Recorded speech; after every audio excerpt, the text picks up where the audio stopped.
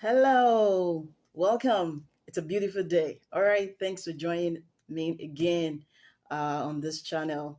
Now, today I want to talk to you about some things you can do to indirectly increase your sales, right?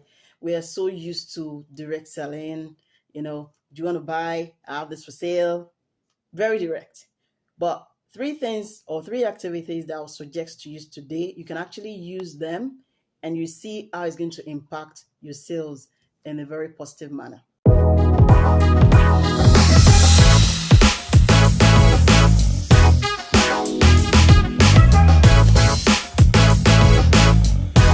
right, welcome back. My name is Olayemi Akonde from Eaglebloom. And if you just joining, or if this is your first time visiting this channel, please know that this channel is all about sales. We give sales strategies and tips to help increase the sale of your products and services. Okay, so click the subscribe button below and just enjoy yourself today. And after this video, you can drop your comments or your questions, and remember to also share because somebody on your network might actually benefit from this video. So let's go into it. Number one thing that you can do indirect sales activity that you can actually do to increase your sales is asking after your customers. You see, as simple as this thing is, a lot of us don't do it. Once we make a sale, that's all. Till whenever the customer decides to come. Now, some of us be like, hey, I have a lot of customers. Am I supposed to be checking up on them, all of them? Maybe not. But look at the customer that actually makes you 80% of your income and have a time lag that you will check after them. Maybe you're going to check after them maybe once a month, maybe once in 2 weeks, maybe once in 6 weeks. They've not bought anything from you, they've not logged into your website, their portal, just send a message. Hey, how you doing? On behalf of XYZ company, we just decided to check up on you. How is everything? How is work? How is the family? To them, this person remembered me.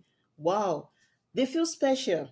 And because they feel special, you become top of the mind for them whenever they need to buy something that you're selling.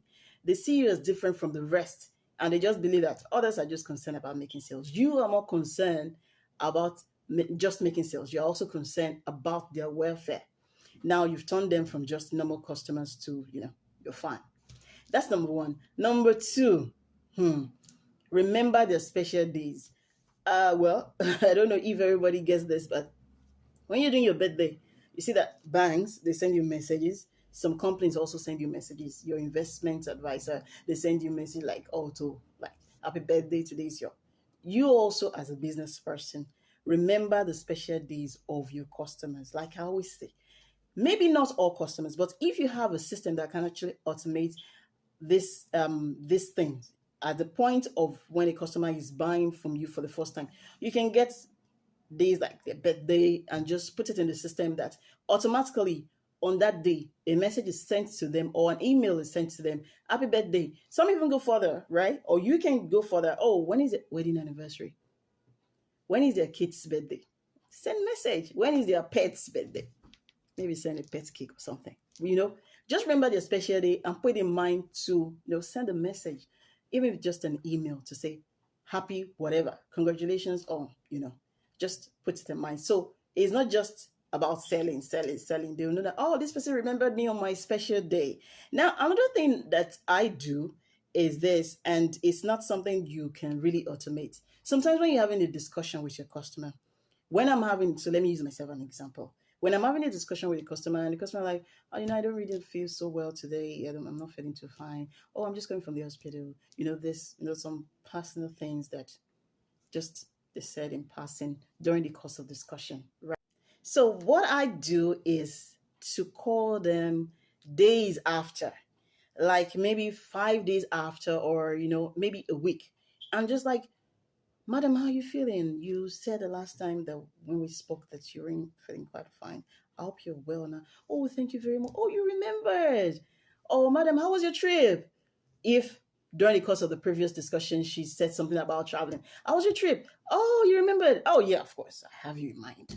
Of course, I have in mind. So how was your trip? Oh, the trip was fine. They will go gisting, this and that. Mere doing that alone, we become friends. They see me beyond just somebody that they buy things from, right?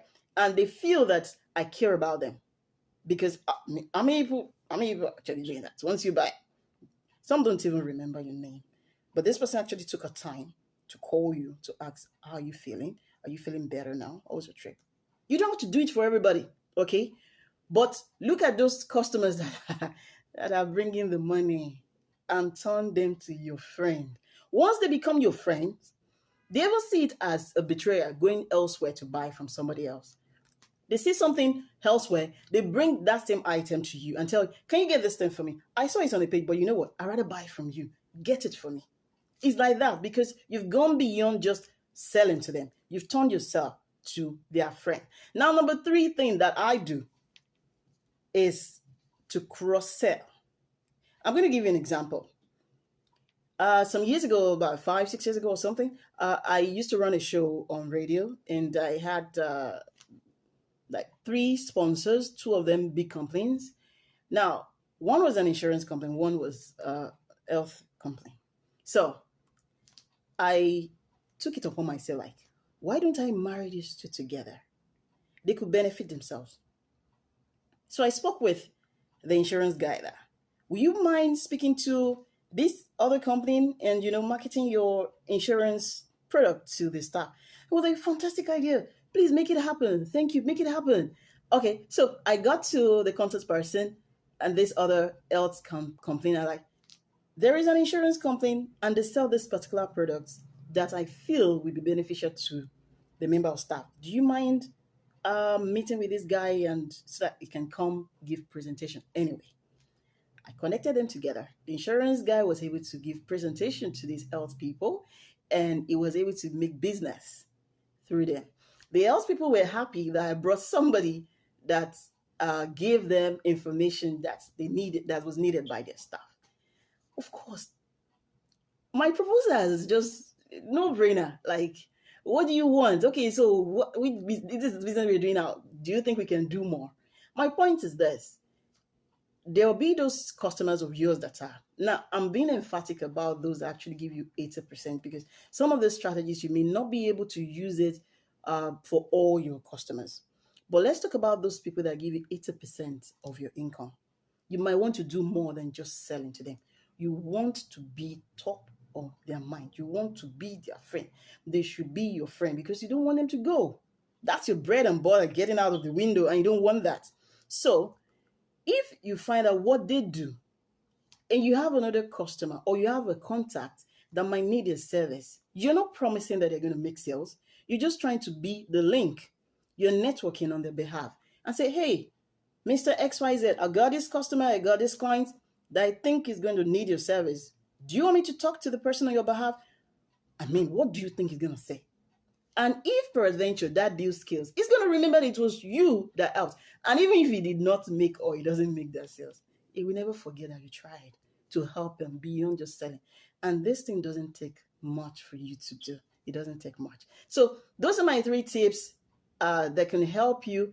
3 indirect selling tips. They're not really selling, but they're tips that can help you convert your customers to your friends, to your fans, that they will not want to go anywhere because they will feel like, why do I want to go there? Because you're giving them much more than just selling to them. And I hope you'll be able to apply, even if it's just one of this strategy when it comes to you selling. So those are the 3 indirect sales strategies that you can use. All right. Don't forget also that the hybrid dropshipping business course is still ongoing. All right. Click the link below for you to access it. It is not for everybody. It is for you if you want a business by the side, if you want a business that you can do full time, if you want a business that all you need is your phone, you don't need to stock items and you just want to sell. Okay. So that is for you. Click the link below for you to access the course, and I can assure you, you're not going to regret it.